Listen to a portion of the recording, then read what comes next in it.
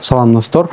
Кайрадан сабактарыбызга баштадык. Бүгүнкү сабагыбыз таф'ил бабы деп аталат. Таф'ил бабы суласи мужаррад 3 харфтен турган мазыйсы мазысына bir харф кошулуп, мазыйсы 4 харфтен турган зияда харф кошулган кошумча харфи бар бир фе'л болуп калат. Сабакка баштайлы. Бабы фа'ала биз буга чейин 6 бапты окудук. Андан кийин зияда баптардан мазысына харф кошулган баптардан bir бапты окудук. Иф'ал бабы, аф'ала бабы деп аталчу.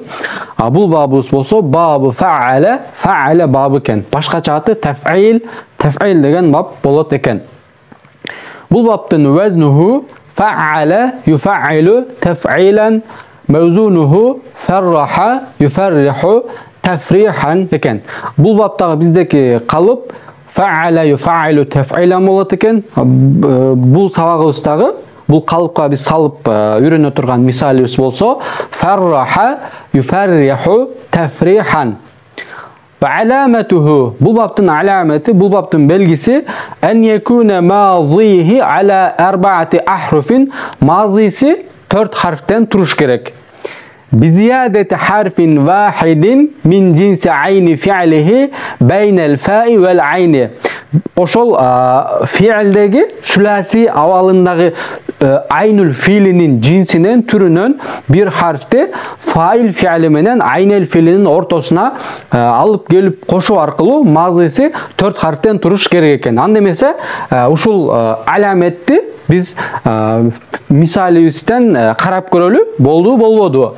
Фа'ала, фа фаил фиили, айн айнул фиили, лам ламул фиили. Хорошо. Фарраха, фа фаил фиилибиз, ра харфи айнул фиилибиз, ха харфи ламул фиилибиз. Эми биз фаил менен фиили менен айнел фиилинин ортосуна айнел фиилинин түрүнөн болгон айнел фиилинен bir харф алып келишибиз керек. Фа'ала деген мисалда айындын түрүнөн айын харфин коштук. Фарраха деген мисалыбызда болсо ранын түрүнөн дагы bir ра харфин фаил жана айнул фиилдеринин ортосуна коштук. Фа'ала, фарраха болду. Түшүнүктүү? Бинауhu бул баптын бинасы, башка баптар сыяктуу эле бул баптын бинасы эмне үчүн болот экен? Лит таксири, көптүк үчүн болот экен. Кандай көптүк? Аны көрөбүз. Вакад якуну фил фи'ли. Геде бул тексир ар дайым болот.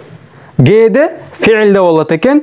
Вакад якуну фил фаили, кээ бир учурларда болсо бул тексир көптүк мааниси фаилде болот экен. Вакад якуну фил маф'ули, кээ бир учурларда болсо бул тексир маф'улде болуп калат экен. Фил маф'ули. Faildegi, fiildegi tekstlerge misal bersek, vaqad yakunu fil fi'li dedik. Tekstir köptük fiilde bolot. Misalı Tawwafa Zeydun el-Ka'bete. Tawwafa köp tavaf kıldı.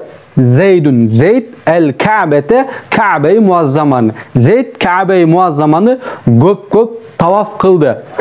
Jönele tavaf kıldı degen mani olsa anda biz bunu moğu fa'ala babını alıp gelbeyle jönele 3 harften durgan sülasi hali oydan tawafe Zeydun el-Ka'bete desek түшүнүктүү болот. Tavaf kıldı Ka'beni, köp tavaf kıldı degen manini beriş üçün fiildegi köptük tekfir manisini beriş üçün biz fiildi fa'ala babına, tef'il babına saldık.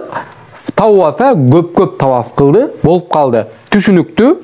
Vaqad yakunu fil fa'ili, gede bul teksir köptük manisi failde bolot dep ayttık. Misal mevvetel ibilu. Mevvete öldü. El ibilu köp töölөр. Jönele tö öldü degen manini aytkыбыз келсе, söz aytkыбыз келсе anda biz bunu fa'ala babı, tef'il babı jok ele özüstü kıynabay jön gana mate dep sülasi baptan mazisi 3 harften turgan bir fiil kılıp alıp gelsek bolmok.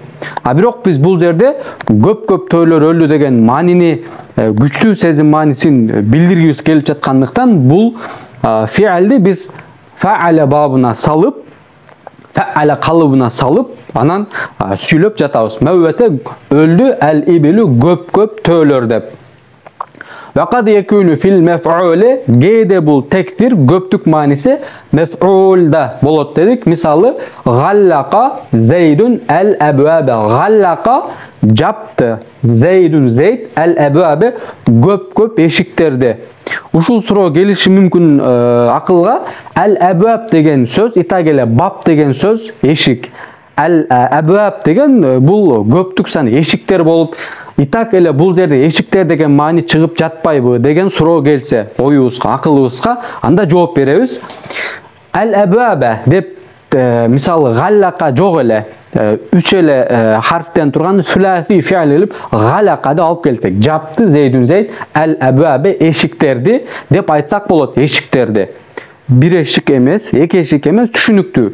Экиден көп, үч жана үчтөн көп жемаи эшиктерди жапты, көптүк сандагы деп түшүнсөк болот. Бирок тафил бабынан колдонгон учурда галлака Зейдун ал-абваб деп көп эшиктерди жапты. Көптүк сан бар.